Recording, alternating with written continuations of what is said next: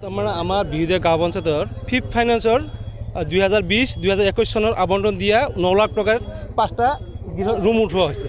এইটো আমি জনামতে আমি আগৰ পৰা গম পাই আছিলোঁ যে এইটো লটাৰী যোগে দিয়া হ'ব, ৰাইজক মাজত ভগাই দিয়া হ'ব।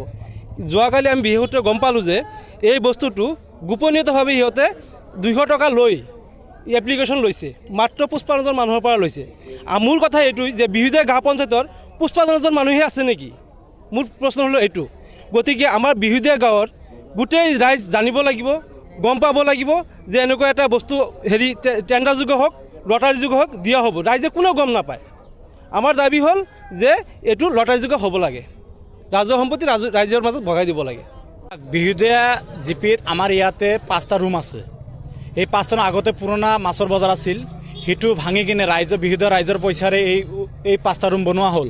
কিন্তু এই 5টা ৰুম দিয়াৰ কথা আছিল যে বিহুদীয়া 10টা ৱাৰ্ড আছে, এই 10টা ৱাৰ্ডৰ যিবিলাক নিবনুৱা যুৱক আছিল বা যিহেতু বিজনেছ কৰে বালগাঁও বজাৰত, সেইবিলাক মানুহে এই 5টা ৰুমত লটাৰীৰ যোগে হওক ৰাজহুৱা হিচাপে এই 5টা ৰুম চবৰ সন্মুখত দিয়া হ'ব।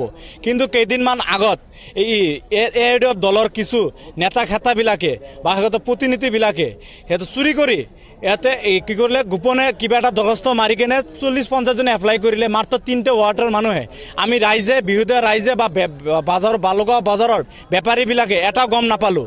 কিন্তু আমি ইয়াৰ দ্বাৰা আপোনালোকৰ দ্বাৰা এটা আমি দাবী জনাওঁ যে বিহুদীয়া পঞ্চায়তৰ ছেক্ৰেটাৰী সাহেব ইয়াৰ জড়িত হৈ আছে এই দুৰ্নীতিত।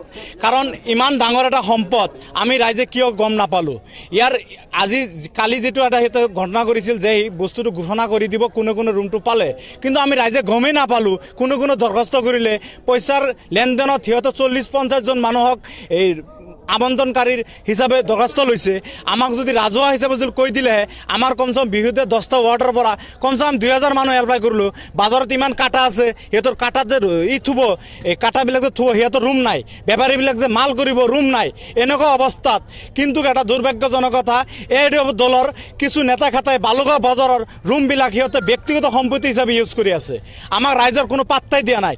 আজি এই ৰুমখন যদি ৰাজহুৱা হিচাপে নকৰে আমি ইয়াৰ আন্দোলন কৰিম। এই আন্দোলন যদি কিছু ক্ষতি হয় ইয়াৰ দায় কিন্তু বিহুদীয়া পঞ্চায়তৰ ছেক্ৰেটাৰী হ'ব, এই ওপৰত কিছু নেতা খেতাবিলাক হ'ব। এতিয়া কথা হ'ল আমি বিহুদীয়া গাঁও পঞ্চায়তৰ ৰেভিনিউ বৃদ্ধিৰ কাৰণে 15 ফাইনেন্স আঁচনিৰ জৰিয়তে আমি 5টা ৰুম বনাইছিলোঁ বজাৰত, আলিকাক বজাৰৰ ৰুমখিনি কমপ্লিট হোৱাৰ পিছত আমি ৰুমখিনি নিবনুৱা যুৱক যুৱতীৰ মাজত আবণ্টন দিম বুলি আমি দৰখাস্ত লৈছিলোঁ। আৰু দৰখাস্তৰ ফৰ্ম আমি নিজে দিছিলোঁ, চিৰিয়েল নম্বৰ দি পেলাই। তাতে আমাৰ 79টা ফৰ্ম গৈছিল, তাৰ ভিতৰত আমি 65টা ফৰ্ম ঘূৰাই পাইছিলোঁ। তাৰপিছত কালি এইটো অসুবিধাৰ কাৰণে আমি লটাৰীটো পাতিব নোৱাৰা হৈছোঁ। তাৰপিছত আমাৰ মাননীয় বিধায়ক মহোদয়ৰ লগত আলোচনাও কৰিছিলোঁ। আলোচনা কৰাৰ পিছত যোৱাকালি আমাৰ লটাৰী হোৱাৰ কথা আছিল, যে লটাৰী যোগে আমি ঘৰখিনি আবণ্টন দিম। যোনে পায় তেওঁ ল'ব, শিক্ষিত নিবনুৱা যুৱক যুৱতীয়ে পাব। গতিকে তেনেকুৱা ধৰণৰ আমি ব্যৱস্থা কৰিছিলোঁ। আমি নোটিছ বোৰ্ডত নোটিছ মাৰি দিছিলোঁ। কিমান দিন সময়সীমা বান্ধি দিছিলে?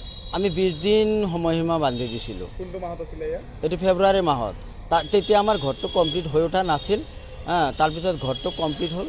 কমপ্লিট হোৱাৰ পিছত আমি আকৌ হ'ল MP ইলেকশ্যন আহিল, যাৰ কাৰণে আমি এইবিলাক দেৰি হ'ল। অলপ বস্তুখিনি আছে, আমাৰ জেনুইন এপ্লিকেশ্যনখিনি আছে। এপ্লিকেশ্যন এতিয়া বৰ্তমানে সদ্যহতে এইটো কথা ভবা নাই। আমি ভাবিছিলোঁ এইখিনিৰ মাজতে লটাৰীটো কৰি দিম। এতিয়া মাননীয় CO মহোদয়া, আমাৰ কাৰ্যবাহী বিষয়া মহোদয়া, জিলা পৰিষদ, তেখেত যিহেতু আমাৰ পঞ্চায়ত বডি নাই, তেখেতে হায়াৰ লেভেলৰ তেওঁৱে চলাব। গতিকে কালি বন্ধ হ'ল। বন্ধ হোৱাৰ পিছত CO ছাৰে কৈছে যে তেখেতেই বস্তুখিনি কি কৰিব লাগে পৰৱৰ্তী সময়ত এটা সিদ্ধান্ত লৈ আমাক এইটো জনাব। গতিকে পৰৱৰ্তী কাম কাজ হ'ব। আমাৰ CO মহোদয়, জিলা পৰিষদৰ কাৰ্যবাহী বিষয়া মহোদয়ৰ মতে হ'ব। পিছত